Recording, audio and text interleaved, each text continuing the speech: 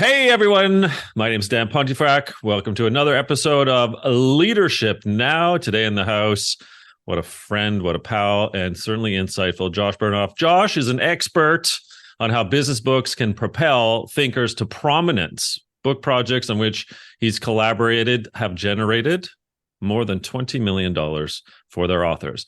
Josh's most recent book is Build a Better Business Book, How to Plan, Write, and Promote a Book That Matters. We're going to dig into that today. He's also, however, the author of Writing Without Bullshit, Boost Your Career by Saying What You Mean, and the co-author of Groundswell, Winning in a World Transformed by Social Technologies, which is indeed when I discovered Josh. He's authored, co-authored, or ghostwritten an additional 8 business books. Josh works closely with nonfiction authors as an advisor, coach, editor, and ghostwriter. He's collaborated on more than 45 nonfiction books.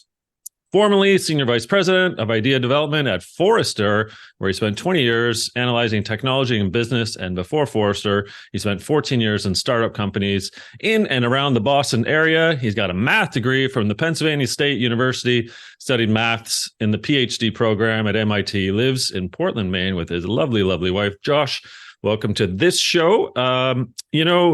I think I'm a nonfiction business author, and I thought I knew what I was doing 4 books in, and then you gave me the alpha, beta, ARC copy, if you will, of the book. And I'm like, God, I'm terrible. I really am a horrible business book author. Now, one of the points that you make actually later on in Build a Better Business Book, I wanted to start at the back and come back to the front, has to do about your own self-reflection. And so when you were co-writing Groundswell with our mutual pal, obviously Charlene Lee, your takeaways in that section of the book, I wanted to start there. So let me play out the takeaways and then we'll have a chat about maybe just the whole thing. Books make money, but often not enough to support authors on their own. Mm-hmm. Weaving the content through these offerings, some free, some paid, et cetera, allows you to build on the ideas of the book to create a successful career because authors make money from speeches, consulting, training, generating leads, and a variety of other means. So if those are the takeaways, tell us a little bit more about the line of thinking. Because if I'm a potential business book author, I'm thinking, I'm going to get a $50,000 advance from Penguin Random House or Wiley, or I'm going to get millions in royalties. You're sort of painting a picture that might be contradictory, if not ironical, to why one would get into business book writing in the first place. Yeah. So first of all, it is possible to write a book proposal that generates an advance of $50,000 or $100,000. Advances are down, but they still exist. But if you are going to do that, you have to make the case that you will be able to sell 20, 30, 40, 50,000 books. And of course, that requires investment of your own money. And $100,000 is nice, but if you're going to spend 2 years of your life working on a book, that's not sufficient compensation for most authors to have a successful career. So the payoff from the book, even from books that don't sell a huge amount, is that it boosts your prominence as somebody with a powerful idea in business. And if you are known as the expert or the person who created that idea, you can get speeches, you can get consulting, you can raise the prominence of your company if you're working with a company. There are a lot of ways to generate revenue, but it all basically comes down to, I'm the guy who created this idea, or I'm the woman who created this idea. The simplest way to put it is that a book is the largest possible unit of content marketing. And the principle of content marketing, that you create useful content that attracts people to you, and then you can make money from them. That's what's going on with book publishing. So what I hear these days, right, and again, I'm 4 books, just about to be 5 business books in, is that the business book author needs a platform. Are you referring to sort of the book being part of the platform? Is it the means to the end or the end to the means? These days, especially if you're trying to attract an advance from a traditional publisher, you need an author platform. And no, the book is generally not part of the platform. The platform supports the book. So what is a platform? you give regular speeches, or you have a column in a trade magazine, or you have a newsletter that goes out to 75,000 people, or you're, God help us, an influencer with 13 million Twitter followers. Okay. But which, by the way, is worth approximately as much as 3,000 people on LinkedIn these days. Yes. But you need some way of making people aware of what you're doing, and the size and power of that platform has to get described if you're pitching a traditional publisher. And even if you're publishing outside of traditional publishing, then that platform is how you get the word out, because the book without promotion will just lie there and it won't do much for you. Mm. Yeah, you kind of make the point in the book that, hey, I've written a book. It's like Field of Dreams. If you build it, they will come. But your whole point is like, please don't do that strategy. So tell us a bit about what works better or best even. Yeah. It's funny. I've worked with a number of authors, and where they work really hard. They finish the book. They turn the book into the publishing process to copy editing. And then they're like, that was great. Let's start another book. I'm like, no. This is when you plan the promotion. So what happens in the promotion? You need to get the word out to as many people as possible in a limited period of time about the book and its impact. And I have like a 5-step process for thinking about this. What's your positioning? It's PQRST. The P is what's your positioning. Q, what question does the book answer? R is reach. How are you going to get the word out to as many people as possible through, for example, doing interviews on podcasts? S is spread. What will you give the people who like the book that they can share and spread out there and generate word of mouth? And T is timing. How can you make sure that all of that activity hits in a time period of 2 or 3 months around the launch date of the book? Yeah, that's another good point that you bring up. It's potentially lost on authors, business book authors, right? It's write the book, go into a foxhole, wait for pub day, and then say, hey, the book is here. But you're also recommending sort of the things you need to be doing way before you have started writing a word. So maybe even let's go back in time now, almost to the front of the book, and the process that you're recommending. So if you're being a conscious business book author, what are you doing from day one of the idea? Because what I really love is, just to belabor the point here, the best book ideas are simple but significant. Then you go on to say that they must also possess 3 other qualities, which I love, which is new, big, and right. So how do you get there? Well, if you think you have an idea that's worthy of a book, the first thing to do is to talk to smart people about it and get feedback. And people are worried that someone will steal your idea. It's much more likely that your idea is not good enough and it needs to get tested out in the marketplace. People who do speeches know this. They try stuff out and they're like, people love that. Or oh, I tried it this way. That didn't work. Mm-hmm. And they use it to develop the idea. You're right. The ideas that succeed, they are big. That is, they have a powerful impact for your specific audience. They are right. That is, you have evidence for them, and that might be statistical or it could be case studies, but some sort of evidence that they're right. And the most important is new. They have to be differentiated. Your book has to be the first book that something or other, and that makes it different from all the other books in the space that you're in. The other thing about getting started that people don't think about is that you need to fuel the book with stories, case study stories about the kind of people who you're trying to help and how people like that tried to do stuff and what worked and what didn't work for them. And that doesn't just happen. You have to put an enormous amount of effort into collecting those from your clients, from people you've heard about, from stuff that you've read about in the news, reaching out and collecting those case study stories, because when you go to actually start to write, that's the fuel that makes it possible for you to create a book that's entertaining and interesting to read. What I've noticed is your book,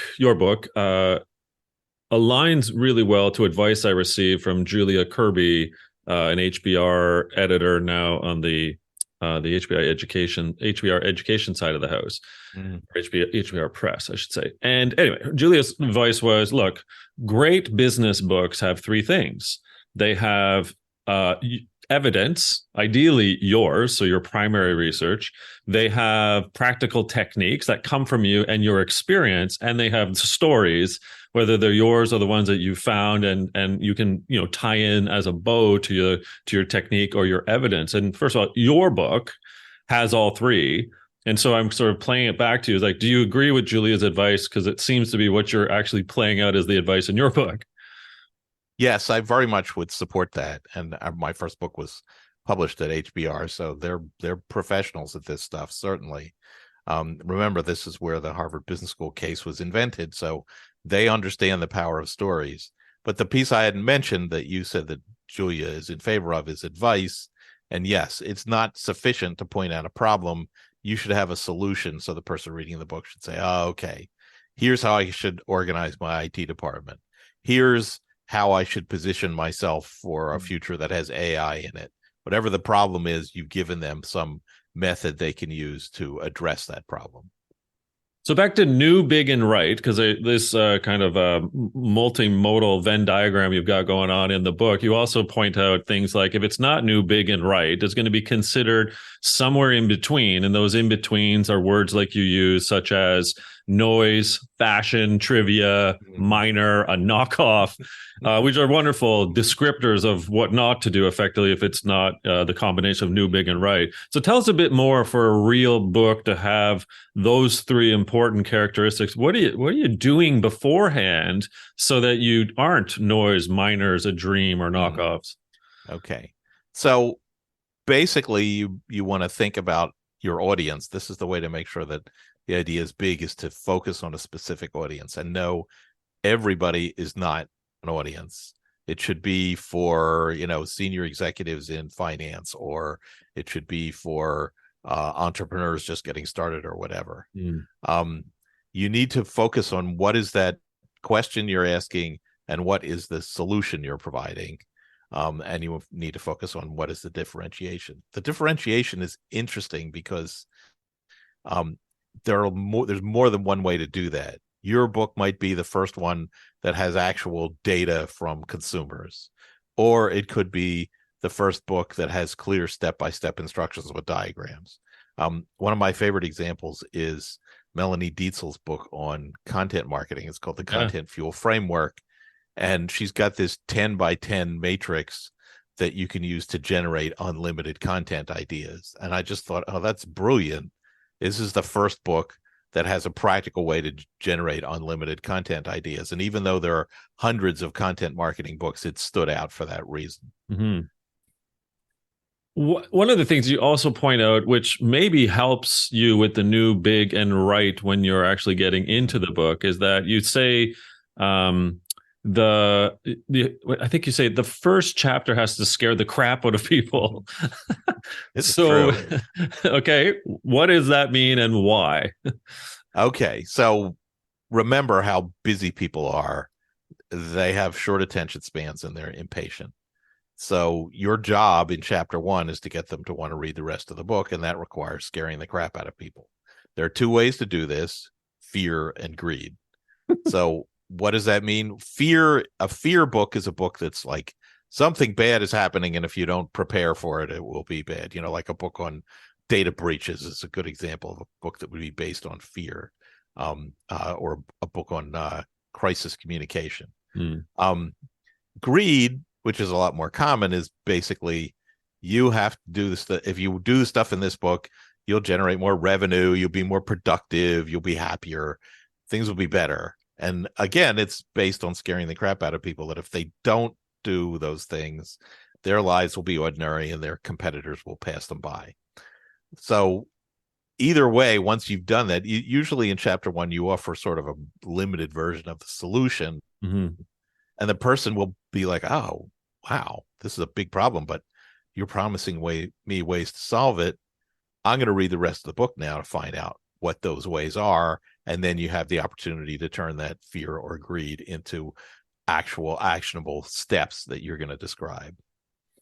So I'm going to put you on the spot in a little bit with my next book that's coming out, but Oh, go for it. I took a page from your book and tried to scare the crap out of people with the first chapter by setting it up both with the framework that's there, the impassioned plea that we're doing quote it wrong, and I'll get to what it is later, but then leaving them right with a hook, essentially like you should continue to chapters 2, 3, 4, 5 because chapter one's not enough. Do you see, I guess, Josh, people using chapter one as the hook, but also giving it away for free so people buy a book? Is that a business strategy? Sure. A lot of books will give away chapter one for free. If you go right now to bernoff.com/downloads, you can get chapter one of my book for free. Chapter one generally, I mean, I guess let me put it this way. It doesn't make a whole lot of sense to publish a book and then withhold information in there. Yeah. People get angry. They're like, if you need to know more about this, call me because I'm not going to tell you the real secrets here. I'm like, I paid for the book. Come on, tell me the secret. But chapter one, if chapter one describes everything you need to know to solve the problem, that's not a book. That's a blog post. Okay. So if you're worried about giving away chapter one because it's got too much juicy stuff in it, then you don't really have a book. You just have one sexy chapter. And we've all read these books where you're like, this sounds interesting. And then you read the rest of the chapters like, what, that again? And then that again, and then again. Okay. This is not a book. It's just a repetition of the same thing over and over. That doesn't help the word of mouth for a book either. It kind of becomes in the don't buy this book category, right? Yeah. So back to your own advice and that of the aforementioned Julia Kirby, you did primary research, and I was chuffed, as they say in England, right, to be included or asked to participate in said primary research. So I had my ability to provide you with feedback on how it's like and what it's like as a business book author. So Josh, I guess, were there anything that surprised you from the data that you did procure? And if so, what was it? Or maybe even the highlights of some of the research that you conducted?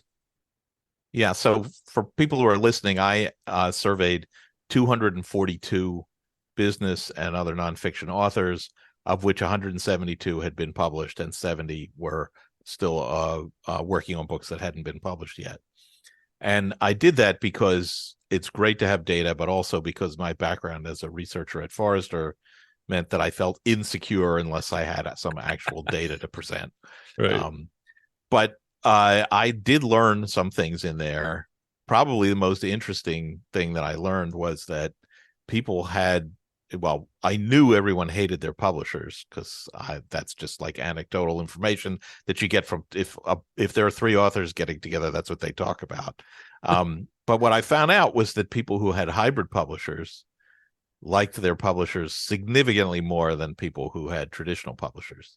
So hybrid publisher is one who you pay to publish your book, and you get a lot more attention because you're the actual customer there. I also wondered whether people were happy or unhappy with having written a book. And what I found in there was that 87% of the people that had published books said that they felt that was a good decision. And almost 70% said that they expected to publish another book within the next 5 years. Mm-hmm. This is telling me that at least for the people I reached, it was generally a positive decision for them to have created the book, even with all the work that went into it. So I'm going to come back to one book or many books and your thoughts on that, because you have a really good point to make in the book, yours. But I want to actually open up that Pandora's box. I'm one of those authors of the 242 that has been with traditional, with a couple books with Wiley, and now 3 books with a hybrid. I've never self-published, which is another avenue one could go, I suppose, right through KDP and so on. What's your thoughts these days, I suppose, both in the research and just all the work that you do with so many different authors on traditional, hybrid, and self, and then maybe expand a little bit on your definition of what hybrid is? Okay. So I get this question all the time. No matter what an author is contacting me about, they first want to ask about this. So a traditional publisher, this is, people like Wiley or Harvard Business Press or Penguin Portfolio that will pay you in advance.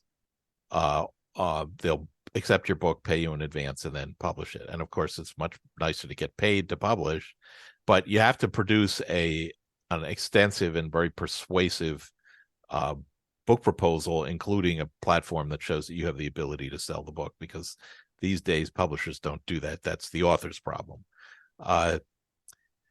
And one of the main things that people don't think about here is the delay. It's typically 15 to 18 months between the time that you close the deal and when the book actually publishes. And a lot of authors, business authors, just really want to get it out there sooner than that. Mm-hmm. It may be that the stuff you're writing about is technology based and is becoming obsolete. A hybrid publisher works pretty much the same way as a traditional publisher, and the difference is that you pay them depending on whether you're doing a hardback book and manufacturing copies or print on demand. That cost can be anywhere from $10,000 to $50,000.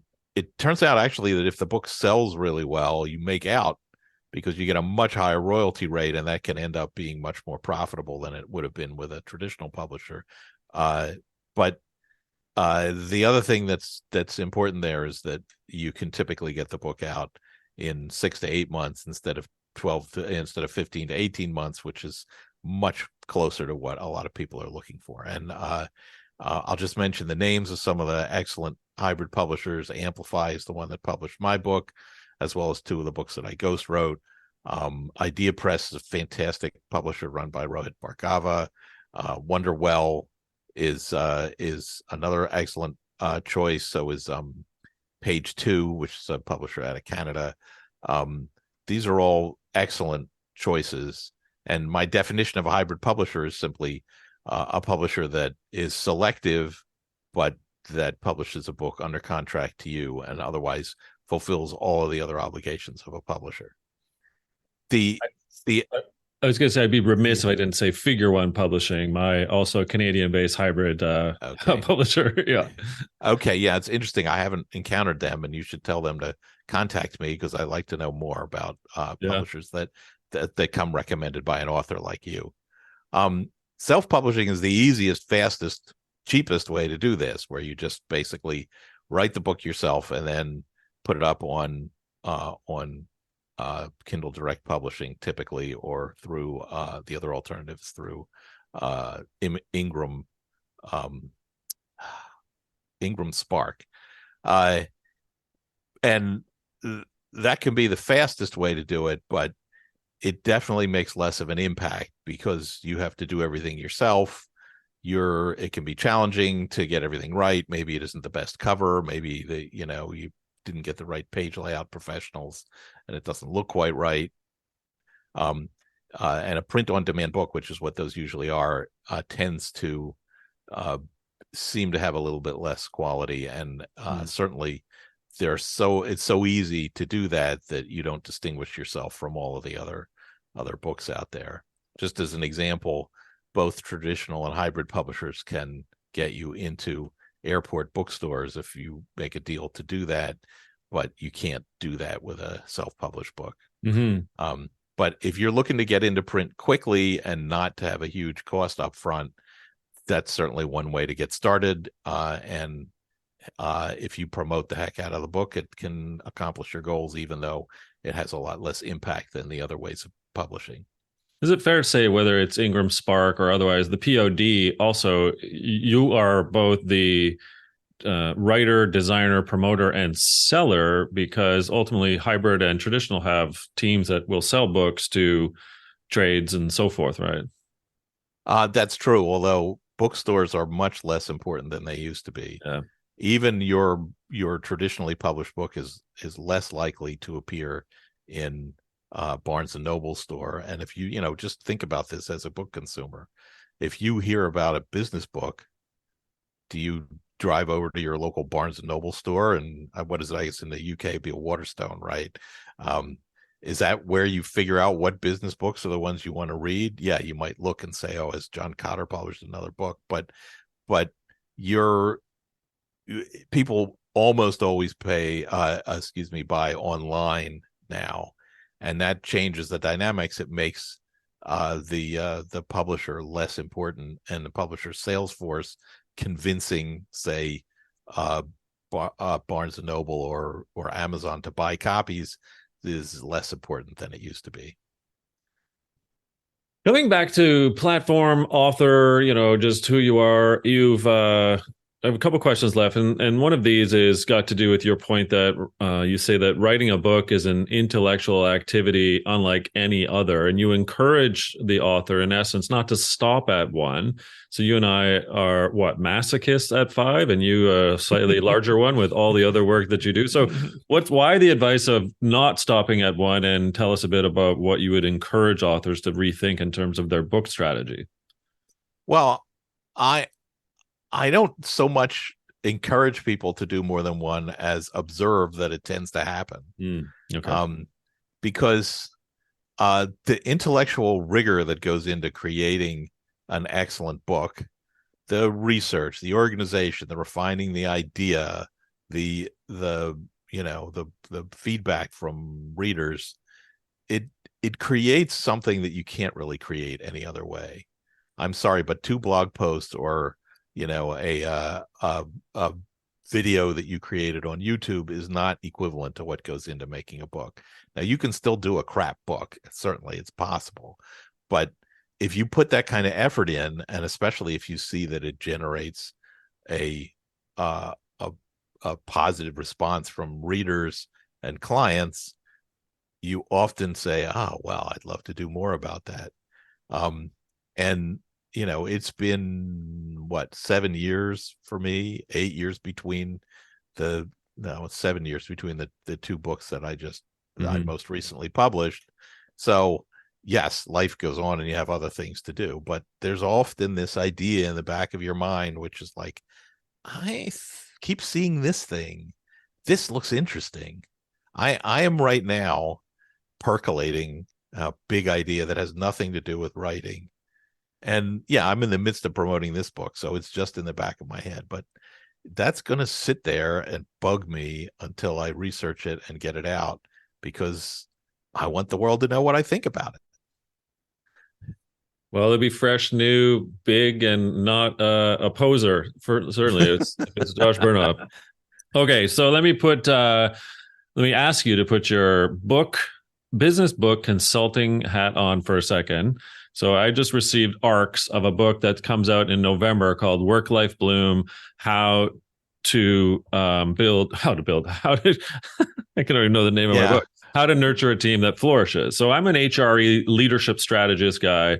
Book 5. Here's the itch I was trying to scratch. It was back in 2019, before the pandemic, thinking about this term work-life balance. Like, what the hell is it? Is it real? Is it fake? Is it fake news? Are leaders using it to almost nefarious ways to kind of create employee engagement in the organization?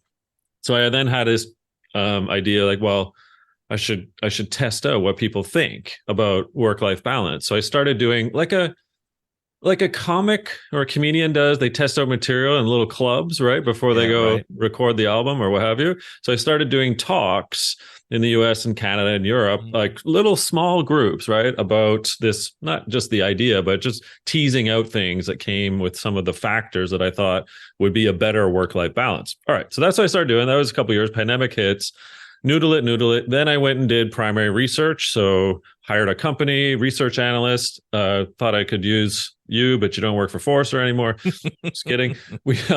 So we went out, 10,000 people, 11 countries, 5,000 leaders, 5,000 non-leaders. Cost me 25 grand, but I wanted to make this impact on the credibility of the research I'm trying to prove is work life, kind of a X and Y axes. What are the factors that make up someone? I didn't use the word blooming at the time, but basically someone on the top right of the XY axes, right? And so, of course, I'm curating stories. I'm interviewing 200 people. And then I'm like, finally, okay, well, I think I've got data. I've got stories. I've got Dan, ex-chief learning officer, credibility from SAP and TELUS. I'm going to write this book. And I finally came up with a model, Work Life Bloom. And so what did I miss, Josh? Like, what am I doing wrong in the architecture, right, of the book, or what did I do right? Well, first of all, it sounds really interesting. So I good. think you're doing some things right. When the detailed quantitative research is, I think, potentially going to set this apart.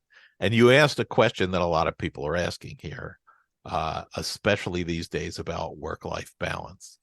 So the question now I have is the question that you brought up from your HBR contact, which is, do you tell us what to do about it?